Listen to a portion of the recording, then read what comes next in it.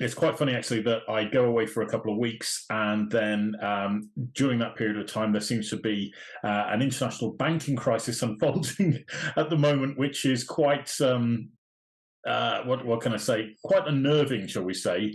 But I do think actually wholly predictable based upon the issues that unfolded in the credit crunch in 2008. And this is a bit of a sensitive subject, so I wanted to get on with it straight away and dive straight into it, because I know that it's causing a lot of uncertainty for many, many people. And there seems to be two camps of thought at the moment. The first is, the kind of, don't worry about it, it's going to be absolutely fine, nothing to worry about, these sorts of things happen, and, we can all just carry on as we were over the course of the last couple of years. And then there's the other side of the camp, which is the people that have been expecting this to happen for quite a number of years, and are expecting the banks to begin to fall over at a fairly rapid rate. And it's Armageddon, and the financial system is about to enter complete and utter meltdown, and we're all doomed. And somewhere between the two of them is kind of where I reside, as one would probably expect. But if you look back to 2008, when the credit crunch first unfolded, back into 2007, beginning of 2008, the strategy that was adopted, of course, was this approach of what was then called quantitative easing. And it seemed to be that they just set the money printers running and printed all of this cash and then pumped it into the banking system. And that seemed to prop up the financial system as we know it. What seems to be very odd about that was that, as some people were saying, is that the banks seemingly ran out of money, but then went to the governments of the world and said, we can solve the banking crisis if you borrow more money from us. And that's how we'll solve the banking crisis. And I'm like, well, how do you borrow more if you haven't got it to lend? But we won't go into all of that at this moment in time. If you start to ask some of these critical questions, a lot of this doesn't actually add up. But anyway, the money printers started rolling. We had billions and billions and billions pumped into the banking system through quantitative easing, and that has caused this inflationary bubble of asset prices increasing over the course of the last, shall we say, 10 to 14 years. But in terms of real value, I think most of us are probably reflecting upon our own personal financial situation and asking the question, how much has our own personal financial situation improved over the course of the last 10 to 15 years? And if you're in some of the professions such as nursing or any kind of profession like that, then you'll probably realize that over the course of the last 10 to 15 years, you're not seeing yourself as being any better off, even though the value of your house might have risen. In real terms, the actual pay packet that people are receiving isn't actually increasing. Okay, so there comes this crunch point, and this is what I have been. Look, I'll be honest, I have been hoping and praying that this didn't unfold, but it looks as though it is now going to unfold, that the housing market will naturally begin to slow down, or could lead to another situation that happened in 2008, where the market slowed down significantly, and that then leads to a situation where the asking prices that people are setting on properties, particularly estate agents, will have to start naturally being reduced because people's affordability just isn't there. And I think that will take a natural course over the course of the next 12 to 18 months. And it's something to be aware of. And now it's not something for us to necessarily fear, unless the market obviously stops. But this is the time, and this is what I really want to emphasize. Now, if you're an estate agent or a solicitor or a surveyor or a mortgage broker, any of those professions that are watching these videos right now, this is what I really want to emphasize for you. This is the time, if you want your business to be successful, this is the time when you want to start advertising more than at any other point in the previous couple of years, okay? And the reason I say that is because traditionally, when businesses slow down and they have a fall in revenue, they then look at cutting costs. And whilst that's a survival strategy, and it's quite smart to look at doing that, so what are your superfluous costs? Where is the money leaking out of the business in certain areas where you can cut those costs? Yes, that's very sensible.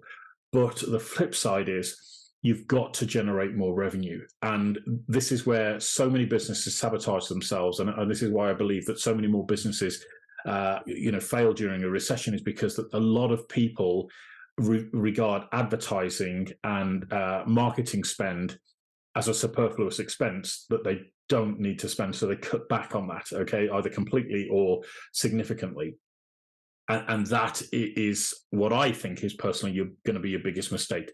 So you've got to look at how do you generate more revenue, and you have to look at other avenues around generating revenue that is different from what your competition is doing. You need to put a distance between you and your competition, and the only way you can do that is by offering something unique.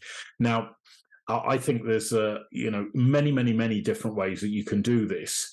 And I'm going to point you, first of all, again, to Estate Agent Secrets. You can read this again, whether you're a conveyancer or a surveyor or, a mortgage broker, for example. I would encourage you to get your hands on a copy of Estate Agent Secrets, purely because in these 3 volumes, I guide you through exactly what I think people need to be doing in a market such as this. And this is what I've been, if I'm totally honest with you, preparing for planning for, that this change in the market is upon us now.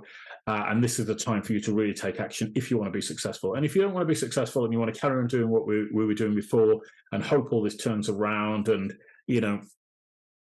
just hope and pray for the best, then that's fine. Carry on doing that. But my view would be, why wouldn't you want to implement strategies that will distinguish you from your competition and allow you to generate more revenue and drive more business into your company? Because if the market still carries on being good or actually increases, it's only going to benefit you.